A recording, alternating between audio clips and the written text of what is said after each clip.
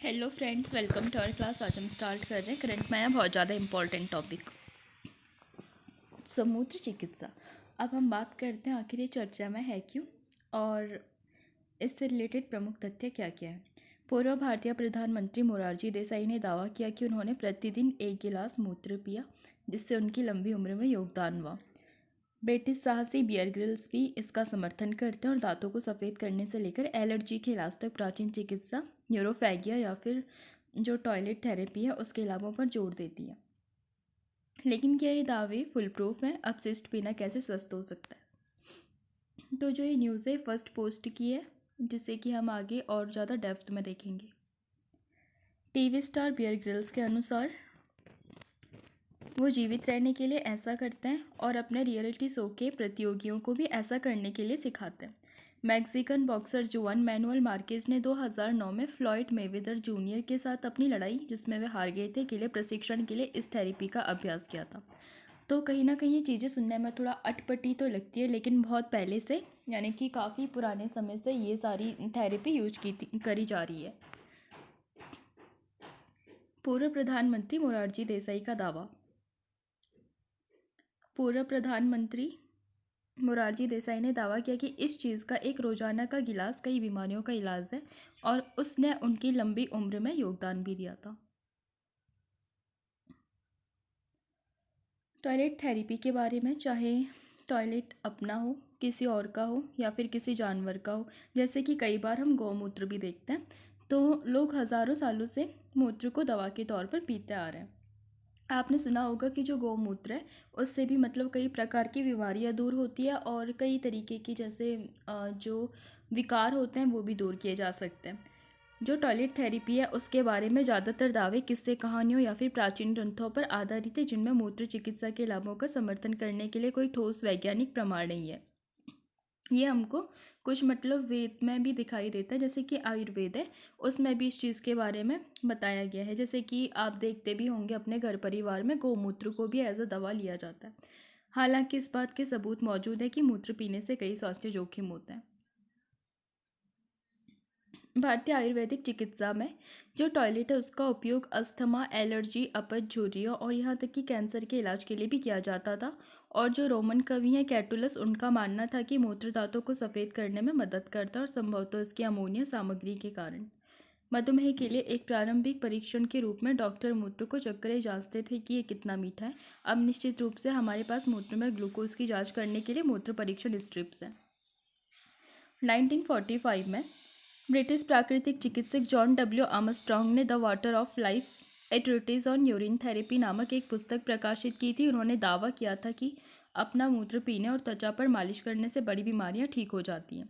ऐतिहासिक रूप से बीमारियों के इलाज के लिए जो टॉयलेट है वो शायद समझदारी भरा कदम रहा हो, क्योंकि इसके लिए चिकित्सा विकल्पों की भी कमी थी। लेकिन जैसा कि ऊपर टॉयलेट वालों की जो इसे सेलिब्रिटी दिखाते हैं, ये प्रथा आज भी जारी है। जैसे हम बियर ग्रिल्स को देखते हैं और साथ ही साथ मोरारजी देसाई ने भी ये सारी चीज़ें ट्राई की थी। नाइजीरिया में बच्चों में दौरे के इलाज के लिए घरेलू उपचार के रूप में इसका उपयोग करने के मामले भी सामने आए हैं। और साथ ही साथ चाइना यूरिन थेरेपी एसोसिएशन का दावा है कि जो टॉयलेट है उससे नहाने से कब्ज में और त्वचा के घाव भी ठीक होते हैं। क्या अपशिष्ट पदार्थ पीना लाभदायक हो सकते हैं? मूल शरीर द्वारा अपशिष्ट पदार्थों से छुटकारा पाने के लिए बनाया जाता है। ये मुख्य रूप से पानी लगभग 95% और कई अपशिष्ट उत्पादों से बना होता है, जिसमें यूरिया 2% शामिल होती है, जो शरीर में प्रोटीन को तोड़ने के बाद लीवर द्वारा बनाया जाता है। क्रिएटिनिन, जो कि मांसपेशियों में ऊर्जा मुक्ति प्रक्रियाओं से बचा रहता है, और जो गुर्दे होते हैं वो विनियामक के रूप में काम करते हैं, न केवल किसी भी विषाक्त पदार्थ से छुटकारा पाने के लिए बल्कि किसी भी ऐसी चीज़ को हटाने के लिए जिससे उसकी आवश्यकता नहीं है। उदाहरण के लिए शरीर को जिन अतिरिक्त विटामिनों की आवश्यकता नहीं होती वो मूत्र में पाए जाते हैं।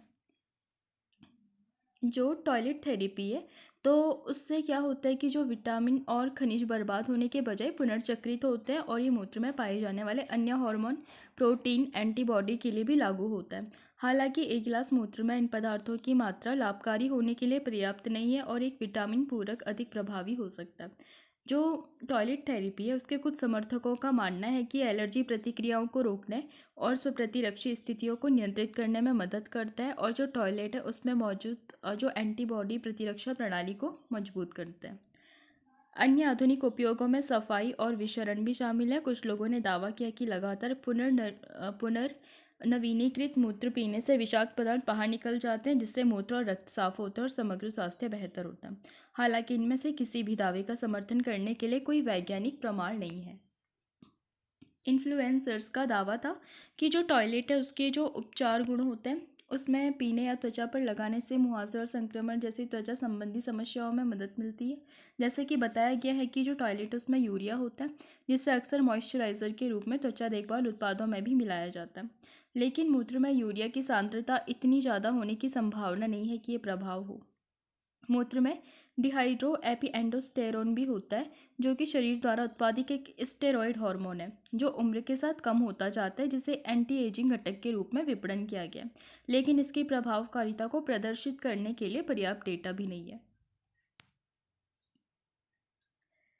इससे आखिर नुकसान क्यों हो सकता है? शोध में पाया गया है कि जो मूत्र है उसमें स्वाभाविक रूप से बैक्टीरिया की मात्रा कम होती है, और शोध से पता चलता है कि बैक्टीरिया मूत्र को शरीर से बाहर निकलने पर और भी ज़्यादा दूषित कर सकता है।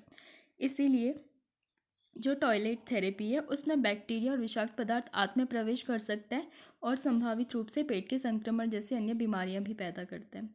जब टॉयलेट दोबारा से होता है तो फिर उसके बाद ये ज़्यादा गाढ़ा हो जाता है, और जो टॉयलेट है उसको छानने के लिए जो गुर्दे होते हैं उसको ज़्यादा मेहनत करनी पड़ती है, जिससे उन पर ज़्यादा दबाव पड़ता है। इन लवणों को संशोधित करने के लिए जो गुर्दे हैं तो उसको पानी की ज़्यादा ज़रूरत हो जाती है। टॉयलेट थेरेपी का मतलब है आपको जितना टॉयलेट से पानी मिलता है उससे ज़्यादा पानी बाहर निकालना पड़ता है, जिससे निर्जलीकरण की गति बढ़ जाती है। ये समुद्री जल पीने के समान है। कुछ दवाएं जैसे पेनिसिलिन, एंटीबायोटिक्स या फिर हृदय की दवाएं भी मूत्र में उत्सर्जित होती है।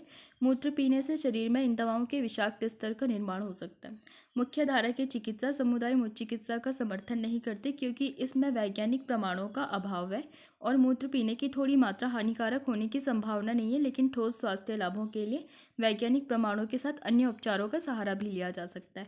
तो मुझे लगता है आप आज का टॉपिक समझ गए होंगे। अब मिलेंगे नेक्स्ट सेशन में। अगर आपको पसंद आए तो लाइक कीजिए, शेयर कीजिए, सब्सक्राइब कीजिए, और जो चैनल है उसका लिंक आपको डिस्क्रिप्शन में मिल जाएगा। आप वहाँ पे जाकर के चैनल को ज्वाइन कर सकते हैं ताकि आपको PDF मिले और ऐसा कंटेंट मिलता रहे। Thanks to watching.